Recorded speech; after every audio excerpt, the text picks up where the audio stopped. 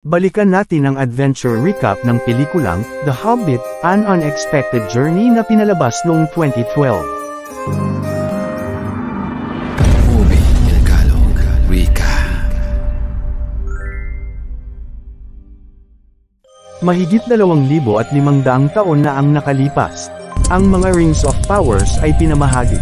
3 ang binigay sa mga immortal na elves, 7 sa mga minors na mga draft lords, at 9 naman sa mga ambisyosong hari sa kaharian ng mga tao. Ang hindi nila alam, may nag-iisang singsing na mas pinakamakapangyarihan sa lahat ng kanilang Rings of Power. Ang singsing ni Dark Lord Sauron na sumakop na din sa malaking bahagi ng Middle-earth. Dahil dito, nabuo ang samahang pwersa ng mga elves at ng mga tao laban sa kanya. Sa may Mountain of Doom, natalo nila si Sauron, pero siya at ang kanyang Ring of Power ay patuloy pa rin na naging mahiwaga at mapanganib. At ang misteryosong pagkawala nito ay nanatili na lamang isang alamat. Makalipas ang 60 taon, sa panahon na malayang namumuhay ang mga duwende, ang mga elf, at ang mga tao, na mayagpag ang kabundukan ng Lonely Mountain. Napakayaman nito sa mga ginto, diamond, gems, ruby, at sapphire. Ito din ang kaharian ng mga duwendeng Erebor. Sa pamumuno ni Haring Thror, umunlad ang kanilang kabuhayan, at maging ang karatig lungsod ng mga tao sa Dale. Pagmimina ang kanilang pangunahing kabuhayan. Iyon din ang nagpabago ng kanilang kapalaran, nang mamina nila ang batong Arkenstone, ang pinakamahalaga at nag-iisang hiyas. Ito ang naging simbolo ng kapangyarihan ni Haring Thror, na inilagay sa itaas mismo ng kanyang trono. Tinawag itong The King's Jewel, na nagdulot sa kanya ng labis na karamdaman na walang kagalingan. Ang karamdaman ng kasakiman sa kayamanan. Makalipas ang mahabang panahon, ang dating mapayapang kaharian, ay biglang binalot ng kadiliman at apoy. Nagising ang dambuhalang dragon na si Smaug.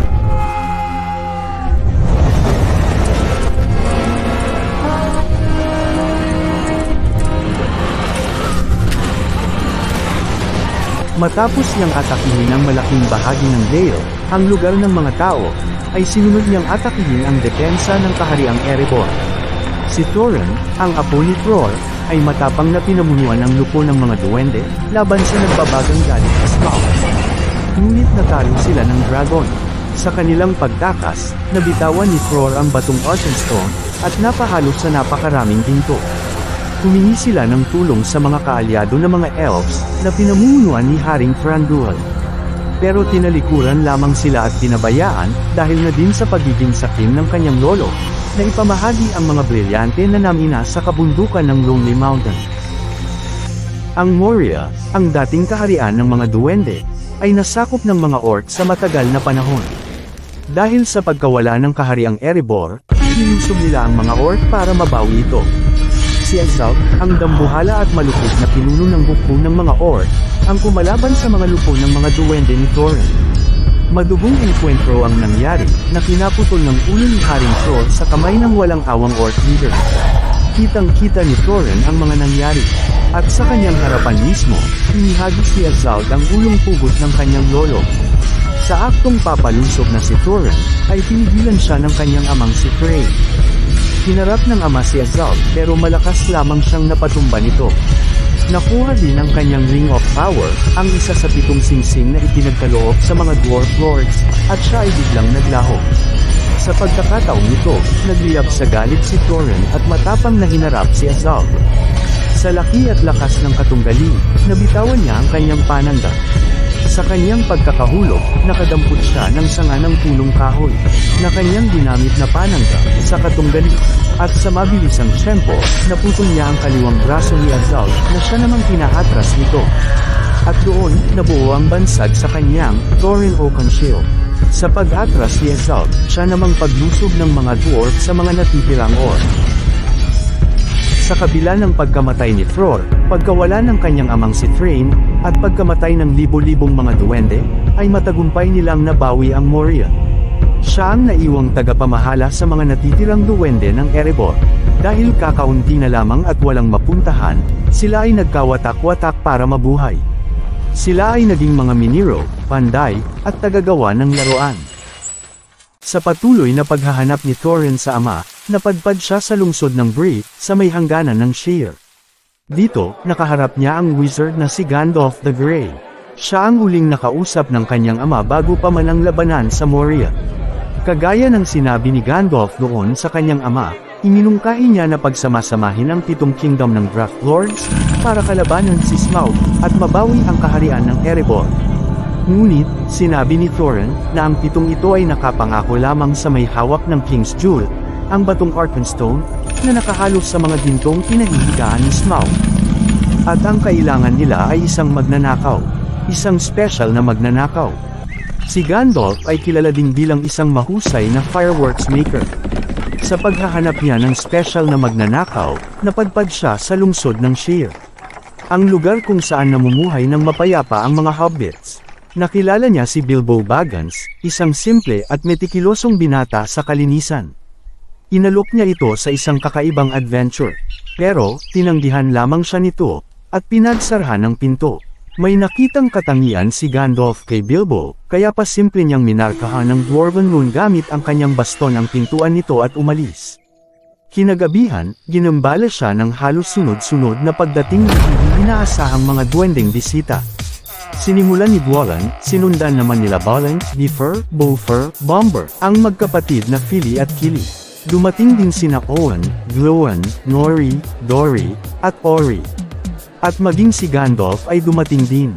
Inilabas nila at nilantakan ang lahat ng makakain at maiinom sa kusina ng naguguluhang Bilbo.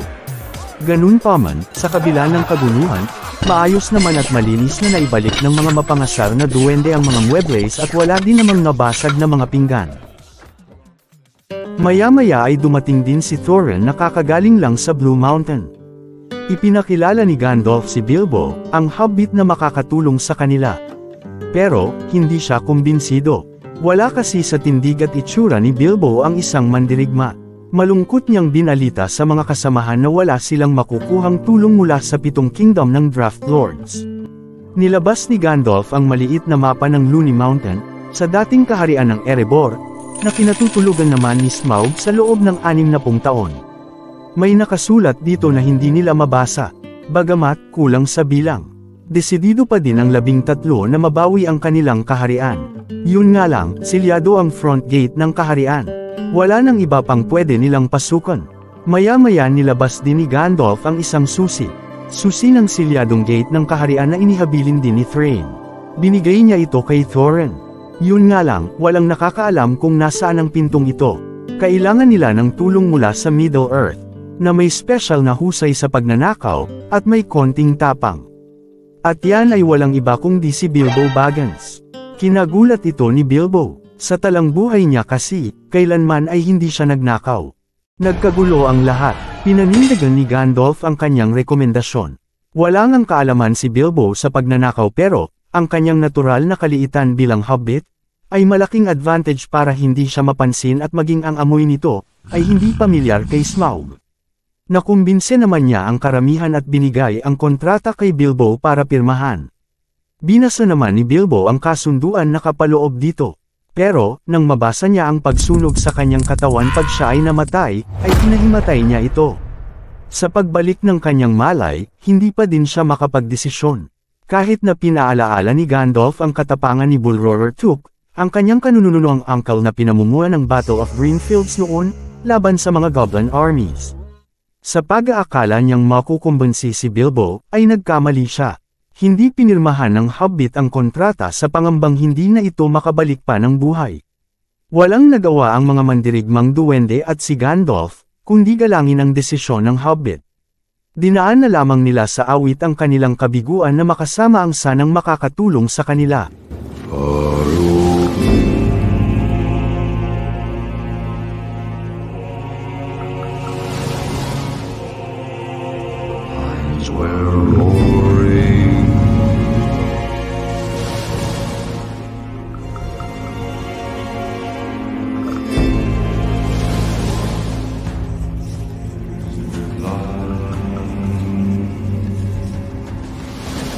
At silang lahat ay umalis kinaumagahan.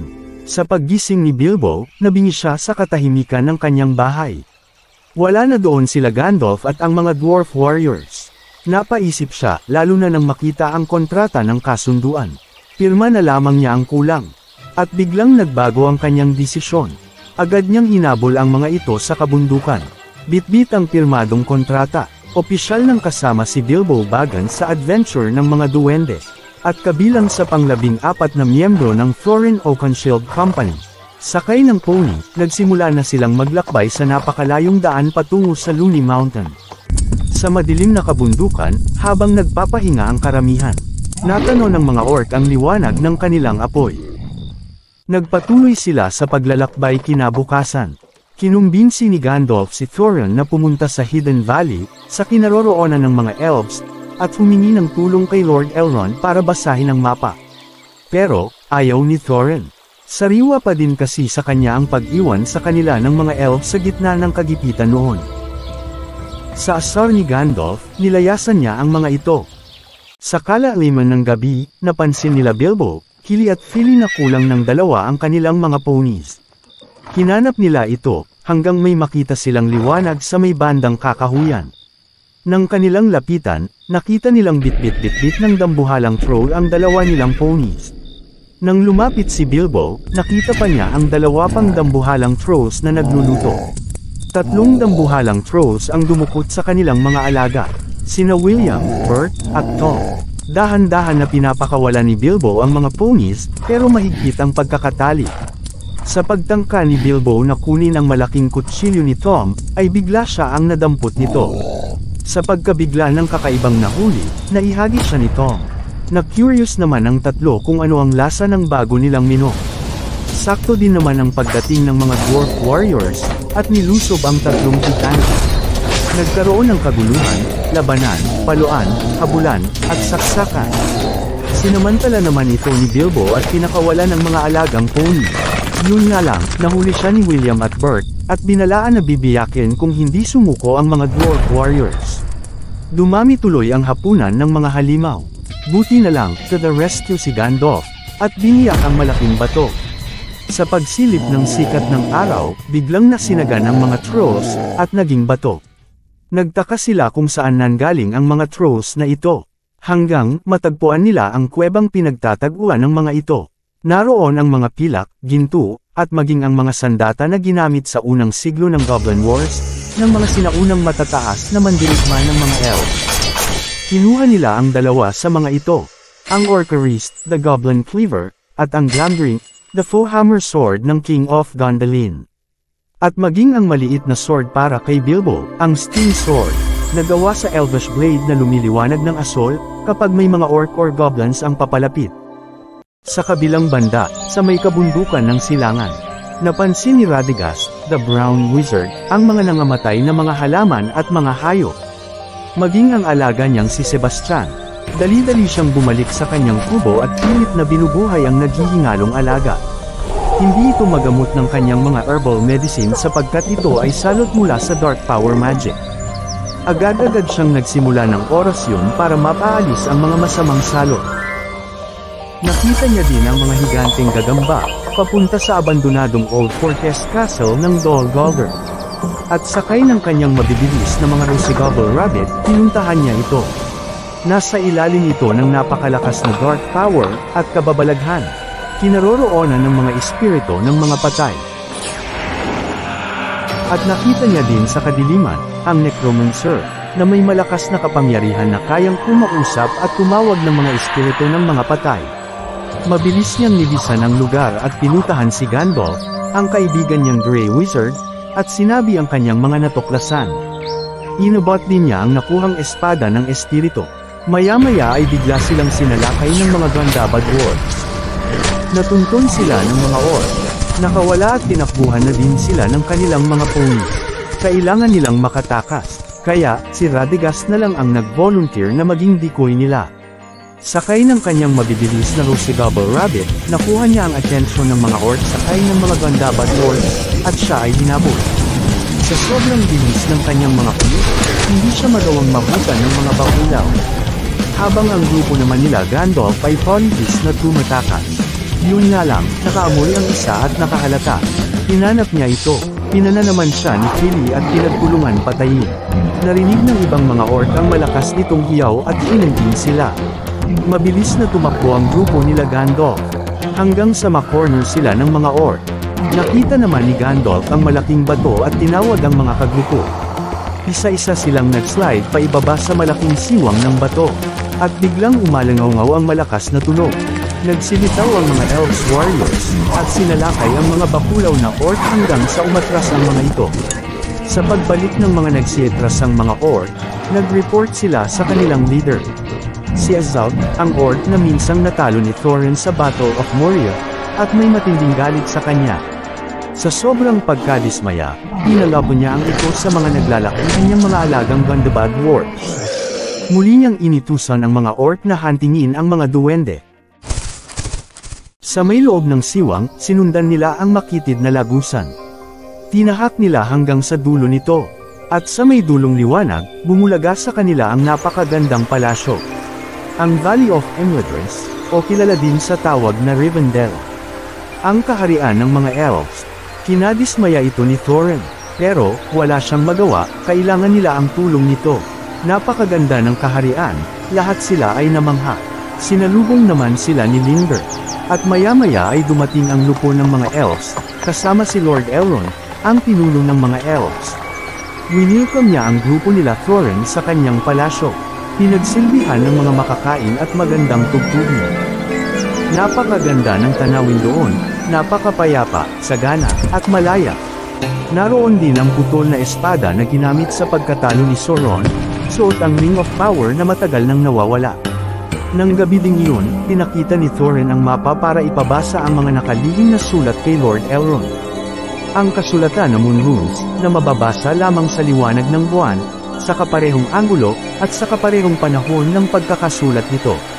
Sa panahon ng Midsummer's Eve, sa liwanag ng Crescent Moon shape, may 200 taon na ang nakalipas. Sakto din naman ang pagpunta nila sa kaharian ng Rivendell, sapagkat gabi din ito ng Midsummer's Eve sa palasyo. Binasa ni Elrond ang lihim na nakasulat sa mapa, isang riddle na nagsasabi, tumayo sa tabi ng kulay abong bato, sa pagkatok ng ibon, at sa paglubog ng huling liwanag ng araw, sa panahon ng Durin, sisikaton ang susian. Ganun pa man, may agam-agam si Lord Elrond sa pinaplano ng mga dwarf. Baka kasi, matulad si Thorin sa sinapit ng kanyang lolo at ama, na naging sakim sa kayamanan. Iniharap ni Elrond si Gandalf kay Lady Galadriel, the Lady of Lorien. Ang pinakamalakas at pinakamaganda sa lahat ng mga elves sa Middle-earth, kaya niyang mabasa ang nasa utak ng sinuma. Pinadala siya ni Saruman, the White Wizard, ang pinakatuso sa lahat ng mga wizard, at head ng White Council. Nandoon siya para pag-usapan ang plano ng mga dwarf sa pagbalik sa Lonely Mountain, para mabawi ang kaharian ng Erebor sa dragon. Tinalakay din nila ang patungkol sa necromancer na nakita ni Radagast, sa abandonadong Old Fortress Castle, ng Dol Guldur. Pero, hindi siya pinaniwalaan ni Saruman. Hanggang sa kausapin siya ni Lady Galadriel sa isip, at kinalabas ang espadang galing sa espiritu ng patay, ang Relic of Mordor, ang Mordor Blade na ginawa at kasamang ilibing sa libingan ng Witch King ng Angamar. Sinilyado at ibinaon sa pinakailalim na batuhan, at sa napakadilim na libingan sa mataas na talon ng Rudor. Nababalot ito ng sumpa na imposibleng mabuksan. Ang espiritu na nakasagupan ni Radagast. Sa kabila nito, hindi pa din nakumbise si Saruman. Pero, hindi ang Lady of Lorien. Sa kalagitnaan ng kanilang pag-uusap, siya din namang pag-alis ng mga dwarf at ni Bilbo, para ipagpatuloy ang paglalakbay patungo sa Lonely Mountain. Nagpaalam din naman si Gandalf kay Lady Galadriel para sumunod sa mga dwarf warriors. Pinangako naman ni Lady Galadriel ang pagtulong sa kanya sa sandaling kailanganin niya ang tulong nito. Pinagpatuloy nila ang malayong paglalakbay. Tinawid nila ang mga kabundukan. Sinuong nila ang mga matarik na bundok. At sa gitna ng salpukan ng mga higanteng bato, naipit sila at kamuntikanan ng mamatay. Kamuntikan ding mahulog si Bilbo na sinagip naman ng dismayadong Thorin. Sa loob na lamang sila ng kuweba nagpalipas ng gabi. Tinangka ni Bilbo na bumalik sa Rivendell pero, napansin siya ni Beaufort. Naramdaman niya kasi na hindi siya nararapat sa mga dwarf, kagaya ng sinabi ni Thorin sa kanya. Nang biglang, lumiwanag ang kanyang espada, at biglang bumuka ang lupa, at silang lahat ay nahulog pa ibaba sa pinakailalim ng kaharian ng mga goblin. Silang lahat ay pinagpiestahan ng mga ito maliban kay Bilbo, na hindi pamilyar ang amoy sa kanila. Pero, sa paglabas ng liwanag ng kanyang espada, nakita siya ng isang goblin at sinalakay siya. Sila ay nagpambuno, hanggang silang dalawa ay mahulog sa kailaliman pa ng kuweba. Habang ang mga dwarf naman ay hinarap kay Great Goblin, ang Singer King ng mga goblin. Nakilala niya si Thorin na may malaking bounty at pinaghahanap ni Azog, ang The Defiler. Agad niyang inutusan ang kanyang mensaherong Bibwit para ipaalam kay Azog, ang bihag nilang dwarf leader. Samantala, sa ikalaliman pa ng kuweba, habang natatabunan ng malalaking cave mushroom fungus si Bilbo, ay may nakita siyang kakaibang nilalang, na may malaking mga mata, at may nakakakilabot na boses. Nilapitan nito ang goblin na kasabayan niyang bumagsak. Siya ay si Gollum. Hinatak niya ang goblin pero, bigla itong nagising at sila ay nagpambuno. Sa kanilang pagsasalpukan, ay may nahulog na kung ano sa maliit na salawal ni Gollum. Isang singsing. Hindi niya ito napansin, at patuloy na hinatak ang baldadong goblin. Sa pagbangon ni Bilbo, hawak ang nagliliwanag niyang steam sword. Nakita niya ang nahulog na singsing. Ibinulsa niya ito at dahan-daang sinundan si Gollum. Napansin ni Gollum ang liwanag ng kanyang espada. Nang biglang, bumulaga sa kanya ang nakakatakot nitong pagmumukha. Hindi naman siya malapitan nito, dahil sa hawak niyang elfish blade. Wala naman siyang intensyong patayin ito, gusto lang niyang makalabas ng kuweba. Itinuro naman agad ito ni Gollum sa baybawi. Baliw yata ito at nakikipagtalo sa sarili. Mayroon siyang dual personality complex. Ang isa ay kalmado at mahinahon, habang ang isa naman ay war freak at agresibo. Mahilig siya sa riddle games kagaya ni Bilbo. Kaya naglaro sila sa usapang pag natalo niya si Bilbo, ay lalapain niya ito. Pero, pag siya naman ang natalo, ituturo niya ang daan palabas ng kuweba kay Bilbo. At nagsimula ang kanilang riddle battle. Nagtagisan sila ng galing sa pagbulan ng tamang sagot. Patas ang laban, pareho silang magaling. Pero, hindi nahulaan ni Gollum ang huling tanong ni Bilbo. Ano ang nasa kanyang bulsa? Nang kapain ni Gollum ang kanyang salawal, wala na doon ang singsing. Nagwala ito at nagsisigaw. Hinanap niya ito kung saan, pero hindi na niya makita ang kanyang most precious ring. Ang singsing, na matagal nang nawawala at nasa ilalim ng matinding sumpa, ito rin ang tuluyang nagpabago sa buhay ni Smeagol, isang hobbit, may 1,000 taon na ang nakakaraan. Sa mismong araw ng kanyang kaarawan, sa may ilog ng Gladden Fields. Habang siya, at ang kanyang best friend Body na si Diggle ay masayang namimingwit. Nang matagpuan ng kaibigan ng isang singsing sa kalaliman ng ilog.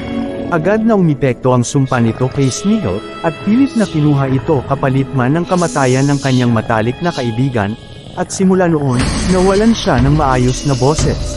Nabuhay siya sa labis na kalungkutan, at pag-iisa. Walang humpay siyang nag-iiyak pero, walang makarinig sa kanya. Hanggang tuluyan na siyang lumunin ng kasakiman, at kawalan ng alaala. Ang dating mahinahon na si Smeagol, ay nabalot na ng sumpa, at naging si Gollum na ngayon. At sa loob ng napakadilim na kuweba, nanatili si Gollum kasama ang kanyang most precious ring.